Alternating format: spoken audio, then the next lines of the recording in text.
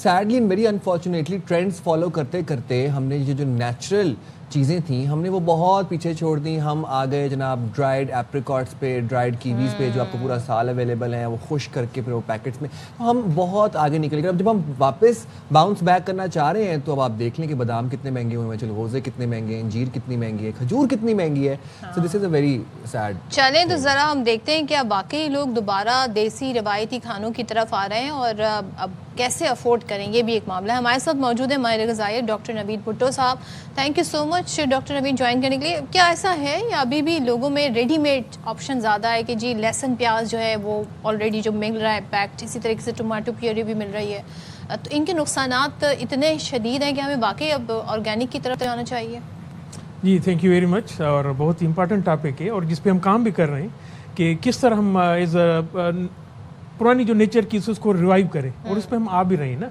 और natural is a base remedy होती है जिसको अगर हमने फुलफिल किया तो बहुत सारे प्रॉब्लम को हम बेहतर कर सकते हैं। जिस तरह ऑर्गेनिक फूड की हम बात करें, वही नेचर है, ऑर्गेनिक है। उसमें क्योंकि जो पेस्टिसाइड होते हैं या कुछ ऐसे फर्टिलाइज़र होते हैं जिसको जब यूज़ करते हैं तो डेफिनेटली जो उसकी जो यील्ड होती है, जो माइक्रोन्यूट्रिएंट की होती है, जो न्यूट्रिएंट्स होते हैं, तो उसमें उनकी क्वांटिटी और क्वालिटी कम हो जाती है। जब कम हो जाती है, जब कंज्यूम करते हैं तो डेफिनेटली उसका इम्पैक्ट एज ऑर्गेनिक फूड की तरह नहीं होता।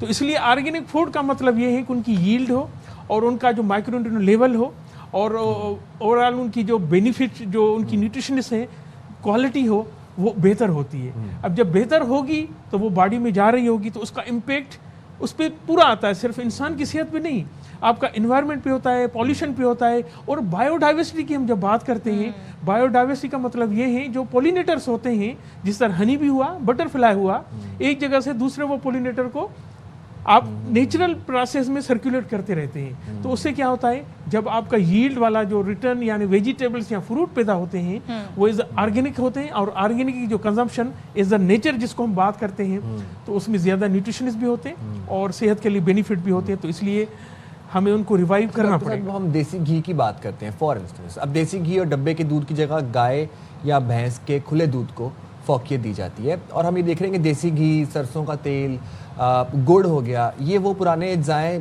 तो जिन पे हमें वापस आने की ज़रूरत है। अब जो है वो साइंसी तहकीकात भी हो रही हैं, रिपोर्ट्स भी आ रही हैं कि ये दीज थिंग्स वर गुड।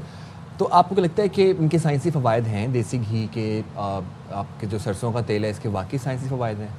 अच्छा देखिए, ये जो नेचुरल जितना भी है ना, एनिमल सोर्सेज वाले, वो तो बेनिफिट तो हैं, मगर अब जो कंज्यूम जितना करते हैं, पहले तो ये था हमारा जो लाइफ स्टाइल था उसमें रोज़मर्रा की ज़िंदगी की एक्सर्शन हुआ करती थी, चलना फिरना हुआ करता था। क्योंकि जब हम क्वांटिटी, क्योंकि जितने भी हम एनिमल सोर्सेज होते हैं उसमें मखसूस क्वांटिटी में वो ट्रांसफेट भी होते हैं और फैट्स भी होते हैं, जिनकी कंजम्पशन कैसे होगी, आपकी एक्सर्शन से होगी।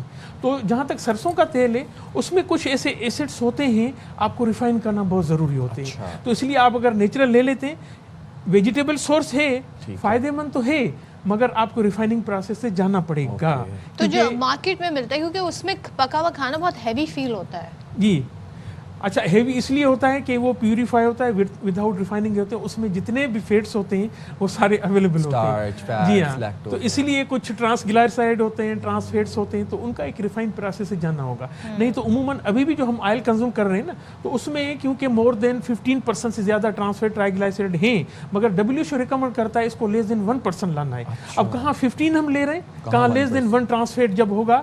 जब ट्रांसफेट ज़्यादा हम ले रहे होंगे तो आपकी कार्डियक प्रॉब्लम, हार्ट और डायबिटीज़ नंबर 2 पे आ गए हैं। तो क्योंकि हमारा लाइफ स्टाइल हो गया चेंज, यहाँ से जाएंगे, गाड़ी में बैठेंगे, रिमोट कंट्रोल से टीवी चलाएंगे, तो इसलिए एक्सर्शन नहीं है। आप कैलोरीज जितनी ले रहे हैं उसको बर्न करेंगे तो हेल्थ बेनिफिट है। यानी कि आप ये कह रहे हैं कि जितनी खालिश चीजें खाएंगे तो उसके लिए फिर आपको फिजिकल एक्सरसाइज, एक्सर्शन करने की जरूरत है, अदरवाइज आपके अंदर बहुत सारा फैट जमा हो सकता है। जी हाँ, और रूटीन में ये नॉर्मल प्रोसेस भी है कि आपकी अगर किलो कैलोरी जितने 24 घंटे में, एडल्ट्स के लिए फर्ज करें 2000 से 2200 किलो कैलोरी चाहिए हो 24 घंटे में, वो हम कंज्यूम तो कर रहे हैं, खा के बैठ रहे हैं, तो उनकी डिपोजिशन तो होती रहेगी। Oh yes. तो डिपोजिशन होगी तो फिर वो कार्डियक प्रॉब्लम हो सकता है, डायबिटीज़ पे भी जा सकते हैं, और स्पेशल सर्टेन कैंसर होते हैं जो उन ऐसे बेड कोलेस्ट्रॉल की वजह से जो प्रोड्यूस होते हैं। तो वो ज़्यादा हार्मफुल। तो अब जो आजकल जो प्रोडक्ट हैं, जो आजकल जो ऑयल यूज़ हो रहा है, जो माइक्रोवेव का इस्तेमाल है या बाकी चीज़ें जो ये एक तरीके से हमारी लाइफ स्टाइल को ही को देखते हुए डिज़ाइन की गई, ये कह सकते हैं हम? देखिए डिजाइन तो की गई है कि अब डिजिटल जमाना है, हम तो एडवांसमेंट में जाएंगे, पर हमें उसको नेचर को अभी जब बात कर रहे हैं ना, बैलेंस कैसे लाएं? बैलेंस इसलिए करेंगे कि भाई अब अगर मैं एक हदीस को कोट करूं, जी हुजूर पाक की हदीस भी है, तो खाना आपको न ज्यादा गर्म न ज्यादा ठंडा, बैलेंस खाना चाहिए, ये नेचर प्रोसेस है। पानी ज़्यादा ठंडा ना गर्म, क्योंकि ऑलरेडी आपके पास जब सिस्टम में जाता है, अब बहुत सारे कंट्रीज ऐसे हैं उनके लोग वहाँ पर आप देखें नॉर्मल पानी पीते हैं, तो जो एक चाइना में वो गर्म पानी पीते हैं बकायदा। जैपनीज देखें, जापानीज। बहुत सारे कंट्री उनको पता है कि वो एक बैलेंस है, और हमारा पूरा ये कहते हैं ना जो रिलीजन या इस्लाम भी कहें, बल्कि बाकी उसमें रिलीजियस में भी यही है कि जो आपकी डाइट हो ऐसी डाइट हो जो आपके सिस्टम के साथ बैलेंस कर सके। अच्छा डॉक्टर साहब, ये जो फिर प्रोसेस्ड फूड का अब रुझान आता जा रहा है, फलां नगेट्स ले आओ, नैबलेट्स ले आओ, बस डाले भरपूर ऑयल के अंदर, फ्राई करके निकाले, खुद भी खाए, बच्चों को भी खिलाए और खिलाते रहे सारा दिन, फ्राइज़ खा लो।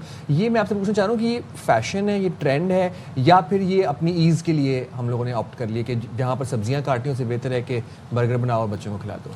अच्छा, एक तो प्रोसेस फूड को हम प्रमोट नहीं करते, उसमें मल्टीपल प्रिजर्व होते हैं। जब प्रिजर्व डाल देते हैं ना, तो उसकी एक तो यील्ड, न्यूट्रिशन वैल्यू कम हो जाती है, क्योंकि डिजिटल मार्केटिंग का ज़माना है, हमने तो इजी एक्सेस किया है, काम नहीं करना, मूवमेंट नहीं करनी, तो इसलिए क्विक बन जाता है, जल्दी हो, टाइम नहीं है।